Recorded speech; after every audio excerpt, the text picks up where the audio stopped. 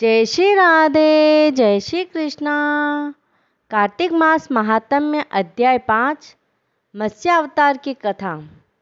इस प्रकार देवताओं को आश्वस्त करके भगवान विष्णु मत्स्य अवतार धारण कर विंध्य पर्वत की श्रृंखलाओं में वास करने वाले कश्यप मुनि की अंजलि में जा गिरी।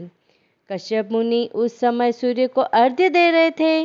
मुनि ने अंजलि में मत्स्य को देखा तो उन्हें उस पर दया आ गई और उन्होंने उसे अपने कमंडलू में डाल दिया, लेकिन मत्स्य का आकार बढ़ जाने से वह कमंडलू छोटा पड़ गया। तब मुनि ने उसे घड़े में डाल दिया, लेकिन घड़ा भी छोटा पड़ गया। तब उन्होंने घड़े से निकालकर उसे कुएं में डाल दिया, मगर मत्स्य का आकार कुएं में भी बढ़ गया। तब उन्होंने कुएं से निकालकर सरोवर में डाल दिया, मत्स्य का आकार वहाँ भी बढ़ गया। तब मुनि ने उस मत्स्य को सरोवर से निकालकर समुद्र में डाल दिया।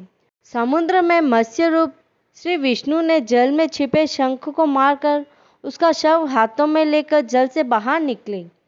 यह देखकर देवता प्रसन्न हो गए और उनकी स्तुति करने लगे।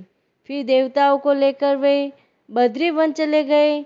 वहां उपस्थित ऋषियों से श्री विष्णु ने कहा, वे जल में बिखरे गए मंत्रादि वेद ज्ञान को ढूंढे। उन्होंने यह भी कहा कि वे स्वयं अब देवताओं सहित प्रयाग में निवास करेंगे। भगवान के कथानुसार ऋषियों ने समुद्र की गहराइयों से मंत्रादि ज्ञान को ढूंढा। जिस ऋषि ने जो मंत्र ढूंढा वह मंत्र उसी ऋषि के नाम से प्रसिद्ध हो गया। फिर सभी ऋषि प्रयाग गए और सारा ज्ञान प्रभु को अर्पण कर दिया। वेद व वेद संबंधित ग्रंथ पाकर ब्रह्मा जी व सभी देवता अति प्रसन्न हुए।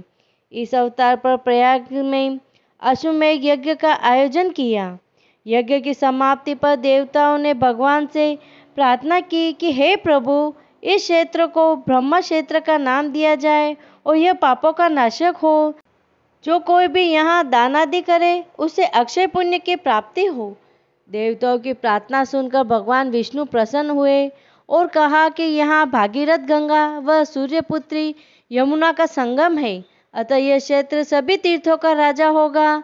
तभी से प्रयाग को तीर्थों का राजा कहा जाता है। श्री विष्णु के आगे कहा कि माघ मास में तीर्थराज प्रयाग में स्नान, पूजन, दान, पुण्य करने वाले को मुक्ति मिलेगी। हे देवताओं, यद्यपि मैं सभी स्थानों पर हूँ, लेकिन बद्री का आश्रम मुझे अतिशय प्रिय है। इस धाम में एक दिन का किया गया तप दूसरे स्थानों पर 10 वर्षों तक किए गए तप के बराबर है। नारद जी ने राजा पृथु के कहा कि हे राजन, जो श्रद्धालु इस कथा को श्रद्धा भाव से सुनता है वह तीर्थराज प्रयाग में स्नान व बद्रीनाथ धाम के दर्शन का फल पाता है। इति श्री कार्तिक मास महात्म्य अध्याय 5 संपूर्ण।